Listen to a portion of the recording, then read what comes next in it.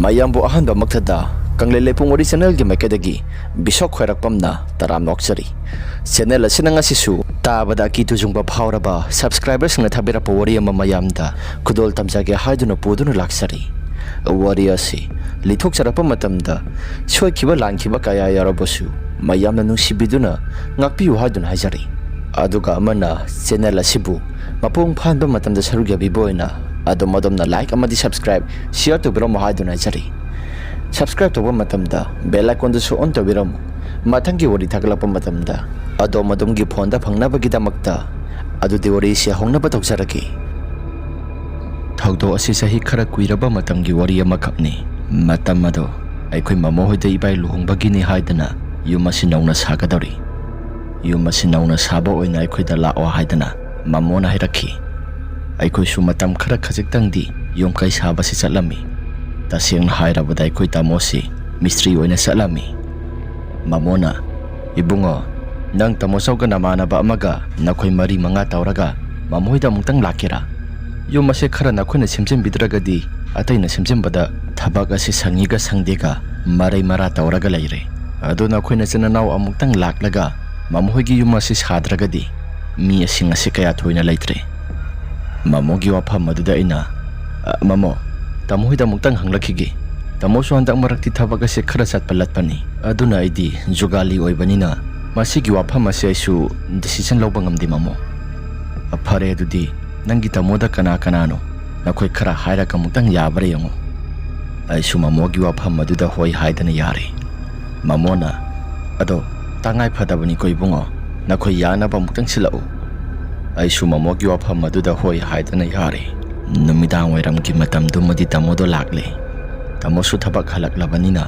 masadu iru maithalu sare tamona imada ima se ngasidi thabak ado mapung phana lo singkhre aphanglapa paisa khara duni sise haidana paisa do bisilli tamogi wafam maduda ina marak thatna tamo aidi kaubu kaurure mamodo ngasai phone tawrambani ha Mamona kari haira iba mamodo makhigi yumado nongna sadaba yade aduna nakhoi na senanaw amutang laklaga sadragadi ibai luhong basu nangnabani haidana yamna kan haira I ado tamobo thabak ingkhang sangbro aina tamodo thabak sangdragadi aina masigi wafam ase phirep lobang amloi haidana haiki thabak pudi hojiki oinidi sangnida ada sagadori bayum sado ai sohana khangdokpa pami mamogini karigi yaro tamo do eragana hayeng ado satlaga haipetang hangurasira thabak sugadaba singadusu mamona nakhoi amani thiraklo adoga nakhoi mari manga sanglaga mutang saro law haidana hairaki hoi yengsi ado hayeng ayung antanang hak salurasi gari masaduda adoga halaklakan mathangi numitagira kaino kana no swaidagi khara hairaga amuk salurasi tamogi wafam madudai su yare numitumadi haukre nongalak labakan tamo ibani mamohi tamna salami tamo na suyum sagadoriba kusado pazana hangle yum mado sagadoribado handak na khara saktokadabani hana saramliba yum sasidi mi ani phawbalai na basande mamo yarani dasigi yum sasi ado sabasidi mamo pura mapungoi na thukai badi nungairoi mate khara thukai raga dum saraksi lam jaga sinaga laiba matamda yamna sinbaga farak onthona takadori tamogi wafam maduda mamona su yare mamona phare Vidyasagar hayeng na sananaw pulap pun lakminaro nang tamona hairaklibasi masina yarabanina nakhoi ani ahum amaga tawraga lakminaw asum na hainaraba matungda aikhoi siyum da halakle laikai du de imanaba Dinesh koba amaga yamba asoba koba amaga makhoi ani do hainare mabani do su yarakle aikhoi dadaga yamba asobaga si mabani mistri oina pugadabani aduga imanaba Dinesh amadi aina jugali oigadabani mabani su yaraklaba matung aduda aikhoi si mamohoi tamna satli numit adudagi hauraga aikhoi si semba saba horakle yum sanabagi damakta laifam asisu kaya thoina matik chada pamaramna mamohi ki sanggoyedo maduda matek khara khajinduna aikhoi si lairami mamoi su yum kai sagadaba mong matok singado phajana hairaklaba matam aduda aikhoi si hayengdagi hekta horasi haidana hainarakle numit adugi numidangi matam aduda thangnaba yum asi yamna khatna lawnaba tawi Yum asi khana launaba tawrakpaduda mamo hoina sak chabagi koksilakpaga aikusi saksang tamna sak chaba sanglami. Mamo, thangnaba yum asibu adum khanaraga leirabo sibu yamna kan hekta khanaida. Makhoina hainariba wahi wata sing asina takpadi nahan makai sudum khanaba mali. Aiki wafam aduda mamona khangdreda tawrisi masa afaba pokpada mama mapa sing saraga yongna singkhatli. Masa mafataba pokpa matamda laikha tana patal yongna singthai haibado masigi imung asi thoklabani. Masa nupa yai masi yamna phatte. Nisa pusa sai haidana dum mina ngangnai. Adubu nisa pusa sai haidana ikhoida nongmata bebhar kai beti tawrakti. Khangdreda layoga khologa yada yadragana thugaibaga khotpaga aikhoina su phana kana khamlabani. Adubu phaba kaubalaiti masigi angang asi center da su thamlurabani. Adubu hekta nanthoga lai. Pharese makhoigi imungna imung oikhre. Aikhoisu insang asi hauna sarasi. Asi haidana aikhoisu numittumadi mamona nganu thongni. Ahanba numit ka oisilabanina. Aikhoisu sai singado saba toklaba matung aikhoina tumna kadoriba sangkoyado madu thamna lakle. Khana sainaba imung lauramba pumnamak singadusu tumin hekta laikre. Nonga laklaba matamda aikhoisu yum kai singado saba horakle. Yum kai singado saba asum horaklaba kan thangnariba imung asisu yamna kanamuk lauba horakle. Maduda aina sumna khalli. Oh, mama mapa nungaiba ngamdaba masa oiba sani. Asub yamna khana launaba tawriba sibu karino ngarang talakpada ngairi aduga tawriba pumnamak sing asidi henjinba ma yawbkum tawri ngarang na han talakpada ngairi bai khoina asuk yongna makhola se tari sinadi yumlon kairo na ba sing asidi yamna waram ganibo haidana wakhalda su khalli masigi matung numit nini humni muksai khoisu thaba ingkhang suba horakle noma numit ama pukhri asobadai khoisi iroiba satpani haidana salami. Asum tawdana imanaba Dinesh ibani laklabakan imanaba Dinesh ado numidang wairanggi matam maduda phi phawrami. Aisu phi phawribani haidana makna phawba loisilaba matung aisu phawrami. Numisu mamli tawsilakli. Thangnariba yumpham asida makhoisu laisang ama sai mamo higa tainaba karak asida. Mamo higi sambal yongliba duga hairagadi yamna naknare. Sangkoi lairiba sigadi kitangdi lapnai. Laisang adugi nakal thangba sarukta haining pambi masu hawi. Haining pambi ase thainingai dagi hauraga laigi tingi adum tongi haiba se aisu khangduna lai. Haining pambi makhong asida laisang ka sajale. Laigi tingi yamna tongba u asi kakta khiba yadabra khangdi. Haidana wakhal asi khalli. Aisu sanglagi haidana wakhal asi khalaklabakan maya si laiba horaklabakan aduda haining pambi makhong aduda kanagumba ama muksuk muna lepagum tawripado. Aisu uraklay. Madu urakpaduda karino haidana isi muna yengi. Mi natra mahalida hairaga isi muna yenglingay kana duda mitam manba mi adugi mitam manbado tapna sambal adom dalay sintuna mankirami. Matawaduda isi karino haidana kara sangsilaga yengi. Sangsilaga yenglubada su kanagumba amatek laytaba. Haujikidu buta siyang na mi natabra. Hairaga wakhalda khalli. Imanaba Dinesh na o phi phawba loisiladi lakpiro. Imanaba Dinesh na hairakpa kana duda isi khampre khangi. Hoi lagi hairaga isi sanglami. Imanaba Dinesh na migi hingkhola duda muna yengibado kari hurangi hairibano. Imanaba Dinesh ki wafam aduda ina huralo he sum kainoma sum yengbani. Imanaba Dinesh na ayarisi sak sanaba tawrasi yumjawda jangsi kari karino mamoga sori watai khara sanarusi. Hairaga imanaba Dinesh ibani si mamo hoigi yumjawk tamna sanglami. Sa ising saba loisilaba matungda aikhoisi thoknarakle. Numit ado kwa hai khara susasi haidana aikhoisi dukan tamna lakle. Matam ado saurakpa pung 4:30 tasilaklabani. Aikhoi mari asi dukan da kwa hai leirami. Mamo hoigi su leirami. Dadagina talap oina leirami. Aduga iyamba asobagina kwa oina leire. Imanaba Dinesh ibani gina hai amamam leire. Asum tawdana aikhoisi sanglakle. Mamo hoigi ne haidana aikhoina leirakpa hai adusu pisilure. Aina oina pisilubani. Imanaba Dinesh sang haiba yade. Makhoi khola aduda sanghaure.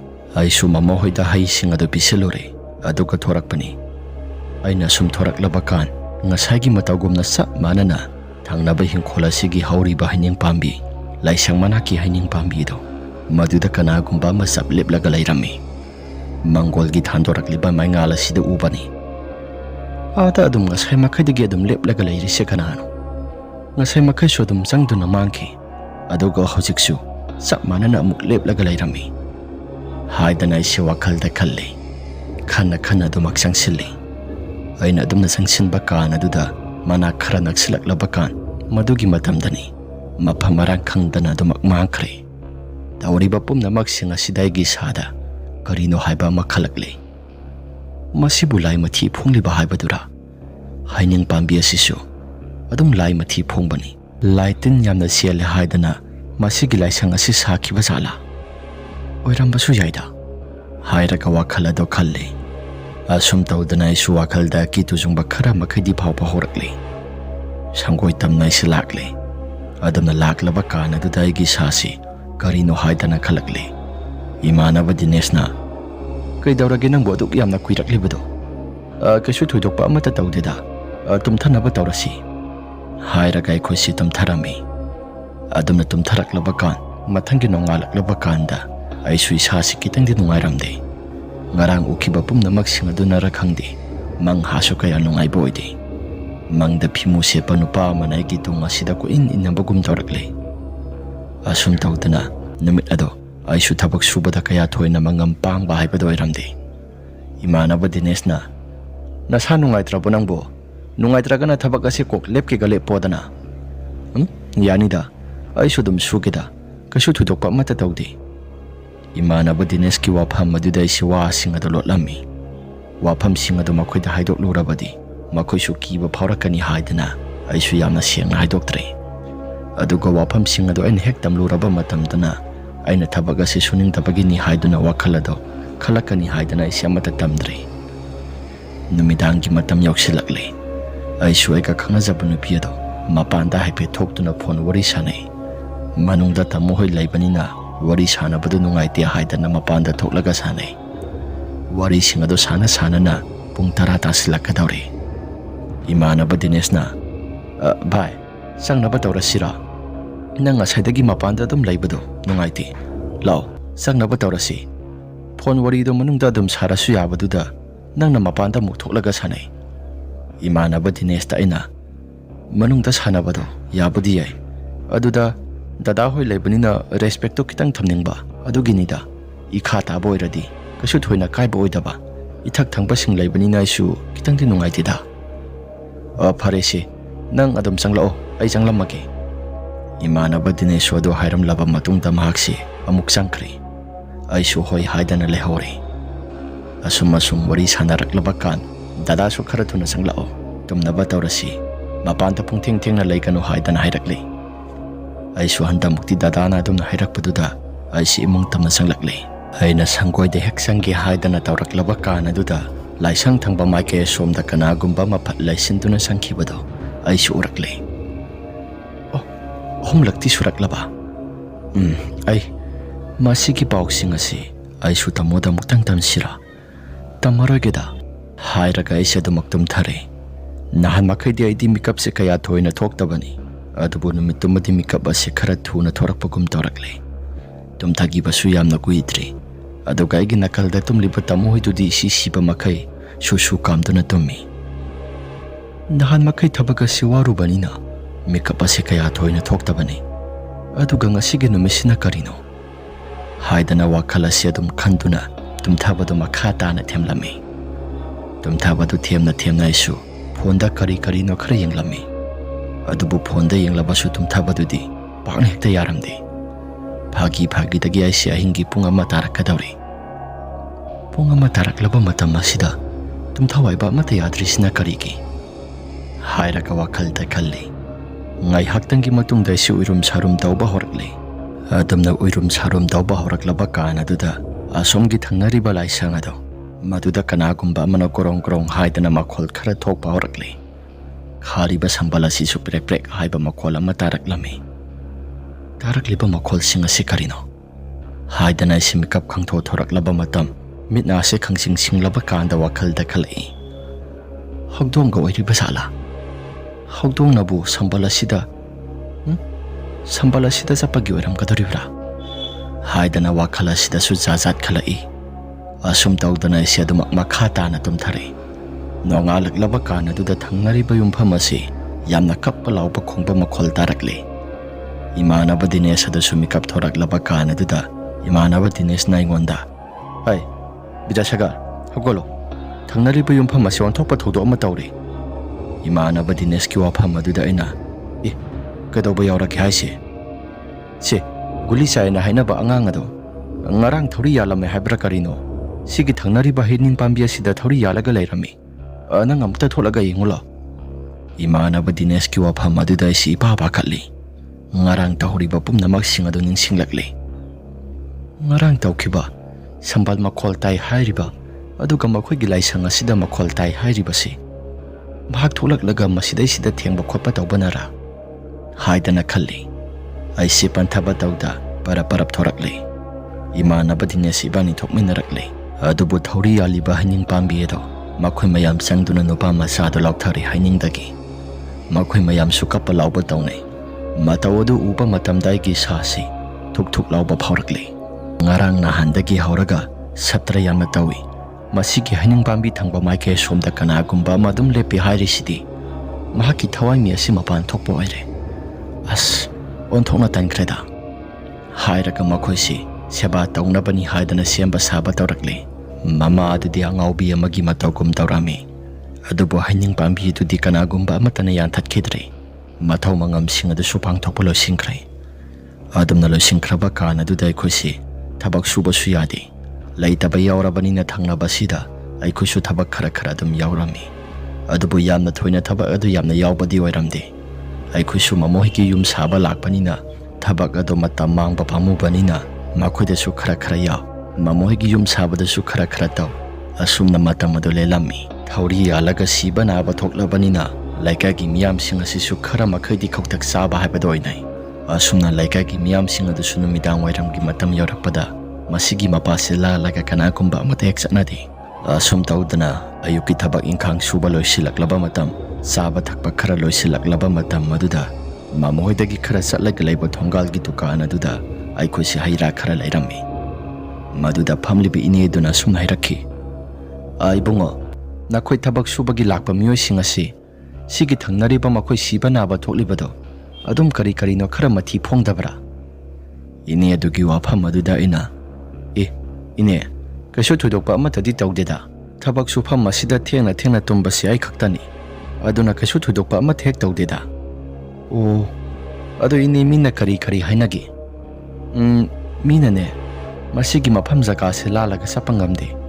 kari kumba ama adum tawe na hainaba aduda na khoigidi hekmani mamangni dana aduna kari kari tawge haidan hangbanida ine kaso thudokpa budi hojiki oinadi tawdri aduda sigadaba numit nini humni mu walingai kana duda masigi haning pambi asi masigi makhongwai sida kana gumba ama adum lepaga lei aduga yengde yengsiluraga su kana gumba ama ta sulairamde mamang thaktagi hauraga masigi haning pambi asi adum tawduna laabani khangde dei bungo laigi tingi khara kale haidana laisang asi su sakhibani makhugi yompham ase khara sumathi phongbani phare dudi nakhoi su gyan tana layu mafam zakado khara su section sajinna layu nakhoi mamohoi gadi khara budi tongale haibabu tongan jarabasu hingkhol thangnaru rabani na kitang din mathi phunglap yai hoini ai sodum na khali asumna dukan phamlibe ine duka wari watai khara sanaraba matung ai khoisi halakle tawri bapum namak singa du soi khodi mathi amata phombodu thengnadribani na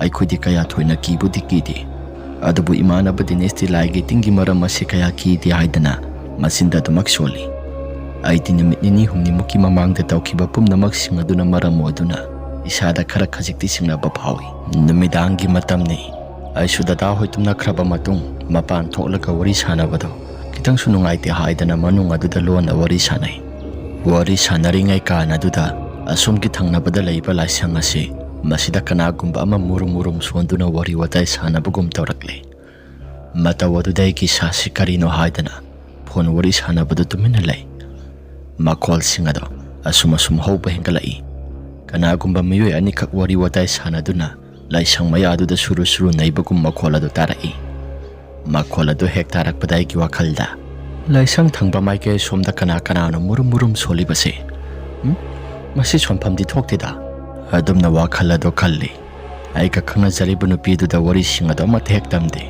mahak su tumning le phone adu thamla ke haidana phone adu tham khre adumna phone adu tham khraba matung dai gi sa sida kari kari no sakina kari no khara pi bahorkle ngang aduna thauri yanki bahining pambi do maduda kana kumba amana kakhat kumda sana bugumna makhol khara sudarakle makhol singa do hektarak padai gi sada masidi soidana thamna ba hai badoi gadore haiduna khalle adumna makhol singa do taba ngi haktangi matung da loi singkhre ai sodumak tum thare nongalak labakan mamo hoida wari singa do tamle mamona khara makhadi mathi phongi hainai aiti kaya thudona thengna boidi ado nakhoi gadi khara nakna leirabanina khara section sajinna leyo nakhoi na ki da ki ragana aikhoi ga pulapuna leiminara sira tamona mamo yanida sida sodum leibadum nangaida kashu thudok pa agi oina di thengna dribanina kaya thudok na hena thajabadi oidi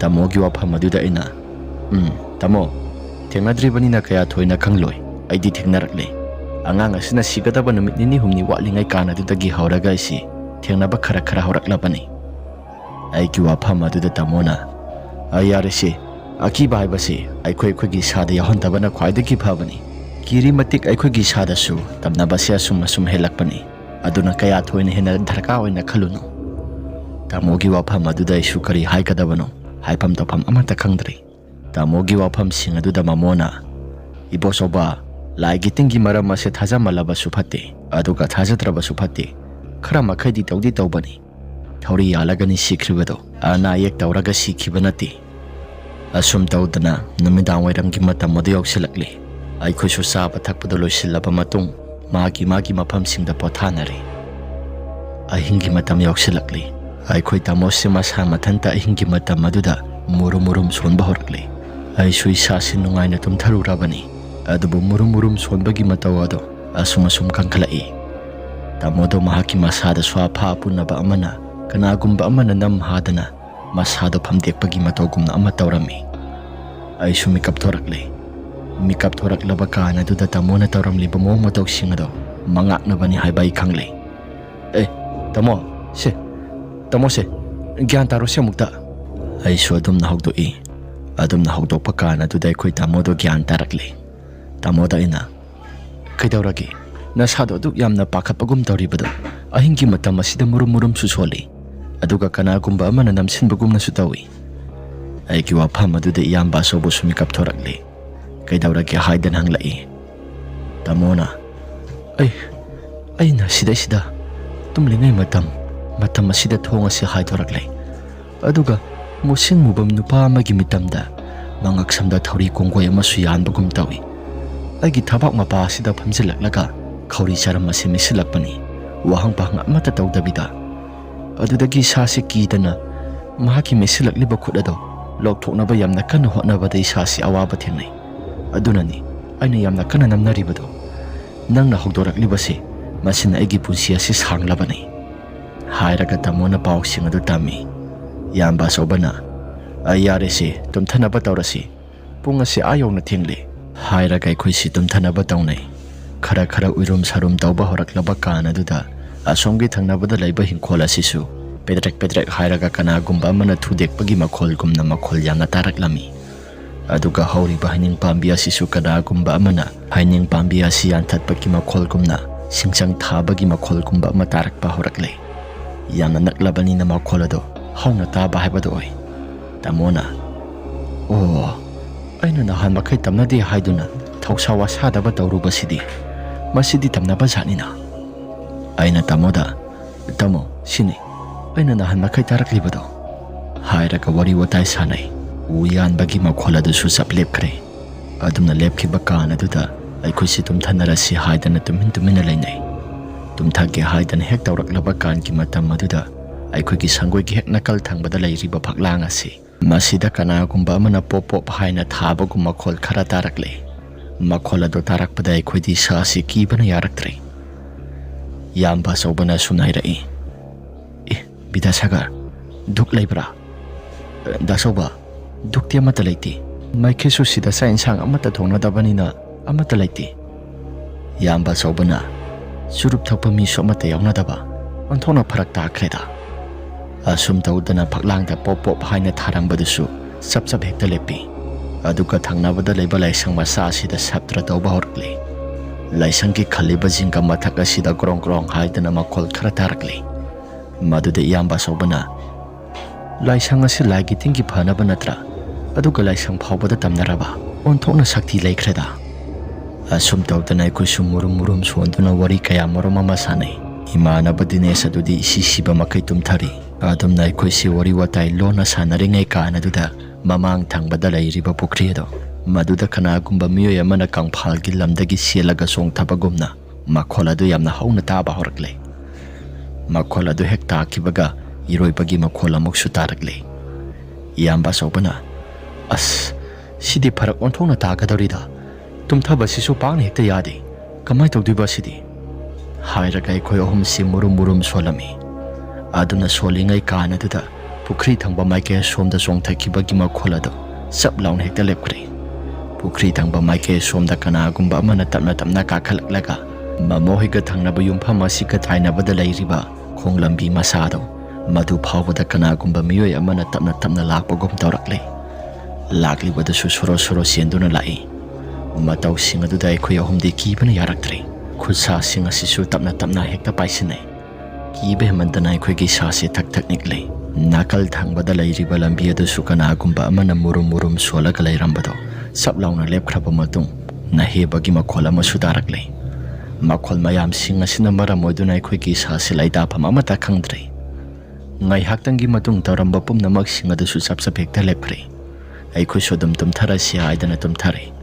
Nongalak kan wari sing adu tamle. Thangnabada laiba hingkhol asisu wari sing adu khanglaba male. Makhoi su wari sing adu taraklaba kan aduda Sorat ase mayek singna phajana loikisi adugo upambi asisu yanthatlagi haidana mayam aduna hainarakle. Sorat loiraba kanda u thauri yankiba hining pambi ado madu maru phangna yanthatle. Adubo sorat manungda tawkiba pumnamak sing adude akhoi ngasi maksu kawba amata laite. Laikagi miyoi singsu khara khara adum thengnaba jani. Hining pambi makhong aduda thengna mamna halakpa miyoi sing kanagumba miyoi ama adum lepaga lai haidana laikagi miyoi singna su hainarai. Asum tawdana sorat loikraba matung karigumba amata su tawrakhidre. Laigi tinggi khuram khraba matung kaisu thuidokpa amata hek tawrakhidre. Yum adusu tha amamuk sangna saraba matung mamohigi yumdu matik sana loisille. Yum adusu saba loisilaba matung ibaidusu luhongkhre. Adubu hojikti mafam jagado kaisu thuidokpa amata hek tawkhidre. Wari ase matang asida loisinjare. Wari ase nungaibirabadi like amadi subscribe share tawbiramu haiduna haijari. Aduga amana Adom adom gi isada thokpa asengba wari sing leibiragadi aikona pithokchariba WhatsApp number asida thabiraknabani singjari. Ngasigi oinadi matang asida losinjarage. Mathangi wari damuk thengnarasi. Ima leibakna yai phare.